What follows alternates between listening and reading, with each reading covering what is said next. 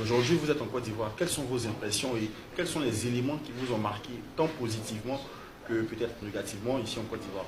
Ben, comme vous avez dit, j'ai déjà fait plusieurs pays en Afrique, surtout en Afrique de l'Ouest, parce que comme je parle français, j'ai visité plutôt les pays francophones de l'Afrique. Quand je suis venu ici la première fois en 2021, j'avais déjà visité plusieurs pays dans la région, en Afrique de l'Ouest. J'ai vu que la Côte d'Ivoire est vraiment un pays très très très développé comparé aux autres pays de l'Afrique de l'Ouest. Quand j'ai vu la Côte d'Ivoire, je me suis vraiment, j'ai dit c'est comme l'Europe ou comme de grandes villes en Turquie parce que il y a tout ce qu'on recherche. Il n'y a rien qui manque à ce pays. Et chaque année, par exemple, j'étais venu ici dernièrement il y a 3 mois pendant le Ramadan. Et avant, j'étais venu un an avant du mois de Ramadan. Et en un an, je vois que déjà beaucoup de choses ont changé. Ben, ils ont fait le carrefour Aquaba. Ils sont occupés à terminer le pont au carrefour de Koumassi. Et la première fois que j'étais arrivé, j'étais monté jusqu'à Bouaké.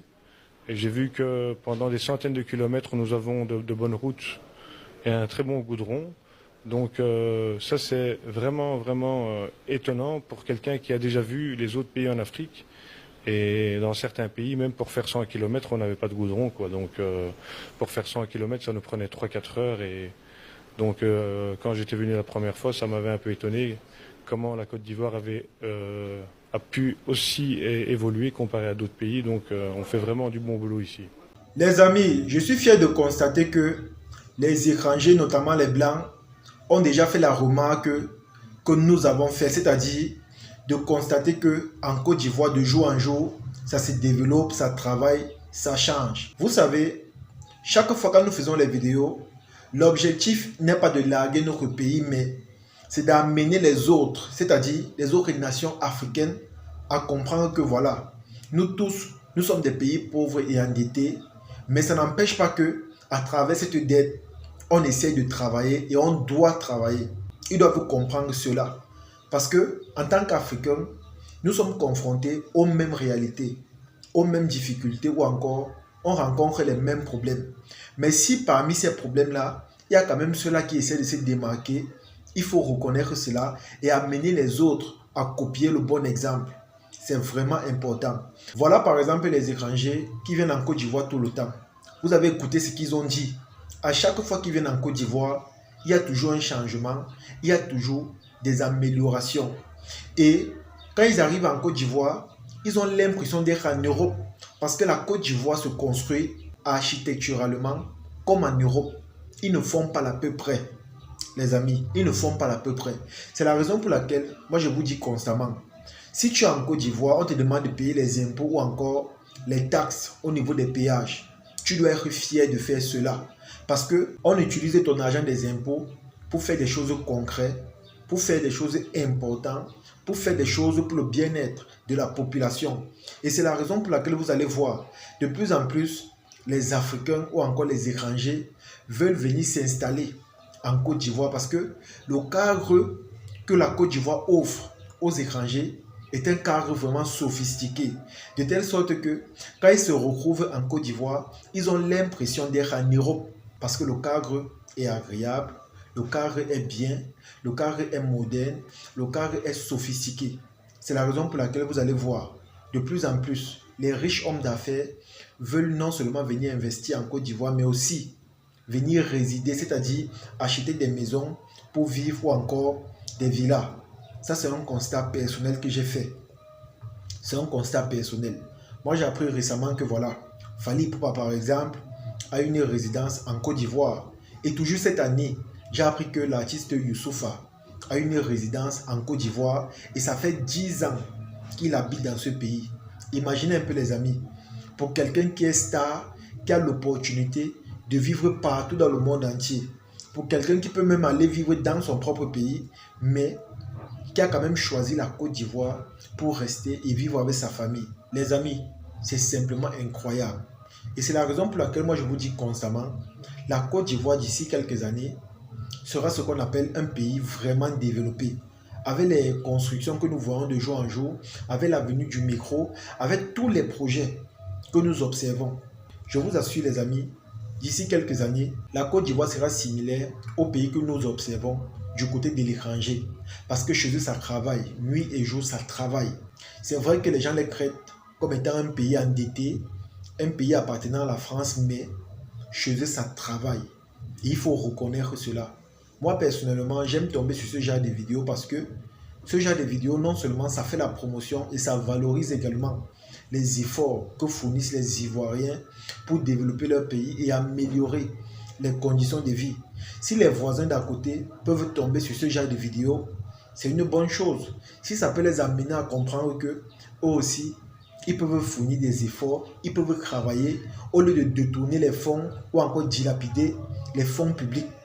Eux aussi peuvent travailler, c'est possible. Et comme je dis généralement, si eux ils ne travaillent pas, c'est simplement dû au manque de volonté. C'est dû au manque de volonté, les amis. Il n'y a rien d'autre. Ils n'ont pas la volonté de le faire. Parce que moi, personnellement, je ne comprends pas comment on peut voter des budgets astronomiques. Et puis quelqu'un va prendre ça pour dilapider. Vous allez voir, ils vont construire des villas, des maisons. Et bizarrement, ce sont des maisons où ils ne viennent jamais rester. Ils font des maisons abandonnées, des villas, des duplex. Et pourtant, cet argent, qui est déjà de 1, l'argent de l'État, peut servir pour le bien-être de la population. Ça peut servir à construire les infrastructures, à construire des routes, à mettre l'eau dans les endroits vraiment éloignés, à mettre de l'électricité. Voilà autant de problèmes qui sont encore d'actualité dans nos pays. Des problèmes que, selon moi, honnêtement, on peut les résoudre définitivement. On peut les résoudre vu que la technologie a évolué, beaucoup de choses ont changé. Nous sommes en 2025. Ce n'est plus comme à l'époque. Ce n'est plus comme à l'époque. Quand vous partez par exemple du côté des États-Unis, eux, ils ont développé leur industrie au point où ils ne connaissent plus les problèmes de lumière. Ils n'ont plus ces problèmes. Parce qu'ils ont créé d'autres canaux pour s'alimenter au cas où il y a des coupures. Ils ont créé ça. Mais qu'est-ce qui nous manque? Vu que nous aussi, nous avons des ressources, des matières premières. Mais qu'est-ce qui nous manque pour que nous aussi, à notre tour, on puisse faire la même chose? Si ce n'est pas le manque de volonté, c'est que c'est quoi? Les amis, c'est quoi? Depuis que moi je fais les vidéos, je n'ai jamais vu un blanc faire une vidéo sur mon pays en disant que j'ai été au Cameroun, j'ai vu tel changement, comme ça, comme ça, comme ça. Jamais.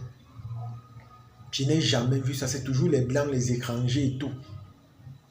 Et pourtant, nous tous, on peut travailler, on peut fournir des efforts, on peut être au même niveau que les autres. Et pourquoi pas les dépasser? On peut le faire. Vu que tout le temps on s'endette, tout le temps on fait des prêts, mais qu'est-ce que nous faisons avec ces prêts-là? C'est ça la bonne question. Qu'est-ce que nous faisons avec ces prêts? Même s'il faut justifier cette dette-là, on va la justifier comment? Vu qu'on ne cesse d'accumuler la dette, mais on ne voit pas l'utilité de cela. Au concret, tu entends seulement qu'on a prêté, mais on ne voit pas ce qu'on a réalisé avec ou encore ce qu'on a fait pour le bien-être de la population. Et pourtant, c'est nous, les citoyens, qui votons celui qui va nous représenter. Et lorsque nous lui transmettons notre confiance, c'est parce qu'on souhaite être bien demain, on souhaite être à l'aise, on souhaite que les œuvres que ces gens-là que nous on élus vont accomplir, vont œuvrer pour le bien-être de la population. De telle sorte que tu achètes par exemple ta voiture, tu ne rencontres pas des routes bizarres, tu viens chez toi, tu n'as pas les problèmes de lumière, tu décides d'entreprendre dans un business particulier, tu n'as pas les problèmes de route, ou quand il pleut, il y a la boue, la poussière et autres. Voilà autant de choses. Mais malheureusement, ce sont des problèmes auxquels nous rencontrons encore jusqu'à présent. Et je vous assure, c'est tellement dommage. En tout cas, moi je donne beaucoup de respect à la Côte d'Ivoire parce que c'est eux qui ont compris. Ils savent que chez eux, ils doivent développer leur pays, ils doivent construire leur pays. Et non seulement ça va attirer les investisseurs, ça va attirer les touristes. Et c'est comme ça que ça va développer leur économie. Et eux, ils seront gagnants.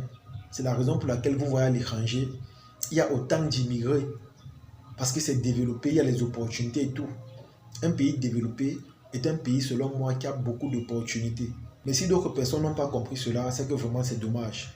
En tout cas, les amis, c'est ici que se termine cette vidéo. J'espère que vous avez aimé. J'espère que vous avez apprécié. Comme j'ai dit, voici des vidéos sur lesquelles j'aime tomber parce que ce sont des étrangers, plus précisément les Blancs, qui témoignent du développement de la Côte d'Ivoire. Quand nous parlons, on nous crée des lèche-bottes ou encore de commandeurs de visibilité. Et pourtant, tout ce que nous faisons, c'est juste dire la vérité. En tout cas, que ceux qui ont compris comprennent. Prenez exemple sur la Côte d'Ivoire et faites les efforts pour travailler également. C'est de ça qu'il s'agit. En tout cas, partagez la vidéo au maximum et on se dit à la prochaine. Ciao.